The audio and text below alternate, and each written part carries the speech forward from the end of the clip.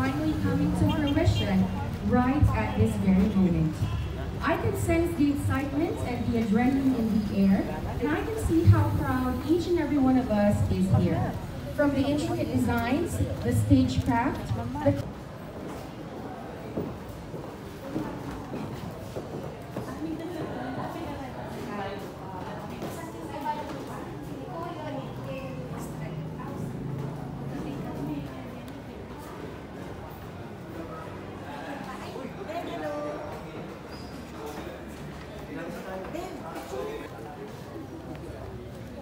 We are honored to hear a very special message this morning, none other than Father of Officer Voltaire J. San Pedro, dakal pong salamat at mayamang kay Kaiman po.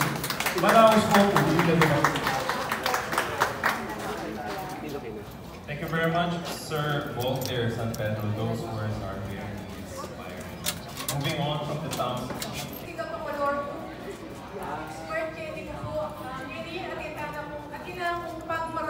Kasi kanita po, po tangaditlara sa turista, mga tangalor. Kung kanito kayo pwede kita daw ang kanito, bakit piyan? Good morning. I'm not from the visual arts, from the Bansino. Our group were the volunteers who work with architecture to do the... Hey, Link! 6, 5, 4, 3, 2, 1. Ladies and gentlemen.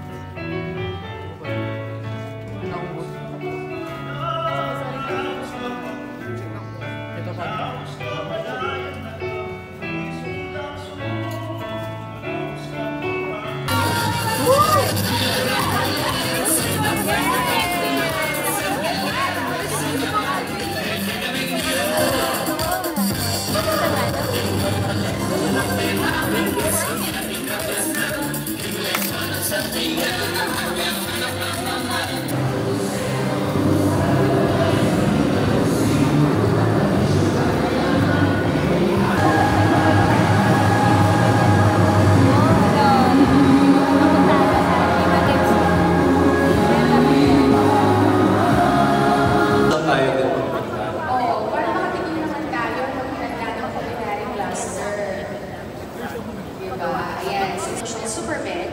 We also have with us the equally competent leaders we have from the Commission on Higher Education Central Office. However,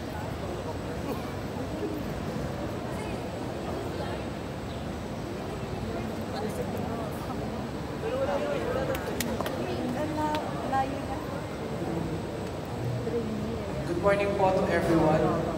The EduTourism investment meeting with embroidery was such a fun, worthwhile and educational event that brought awareness with the making of liturgical garments using Tinuod embroidery and the history that built the foundation of the craft and made it what it is today.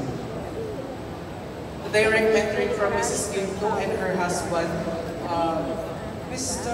Antonio Ginto, and the guidance of Mrs. Leonita Flores really taught us the skills needed in using Tinuod for us to make the liturgical garments. The duration of the event may be short, but the utilization of the time made working and learning the craft more meaningful and left us with a sense of fulfillment upon accomplishing our work. And I think this kind of event, the EduTourism project, is very helpful for students and the community alike, as this event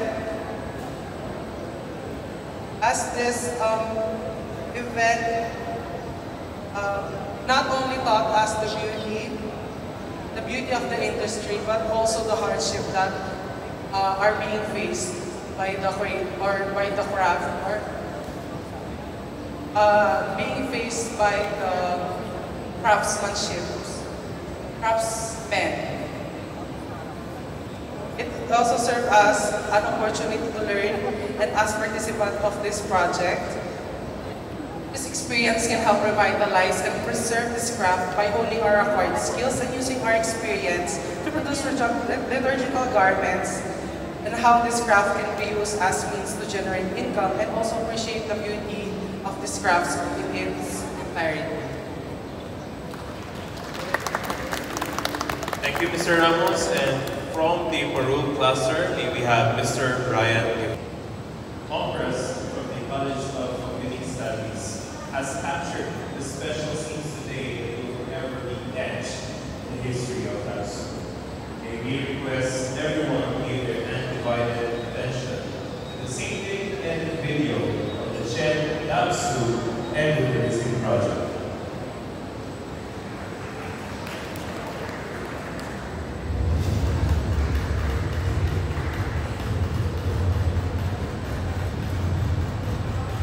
Anong mami ka tanggi naman ka rin? Kagaling niyo naman. Ano? Galing ako.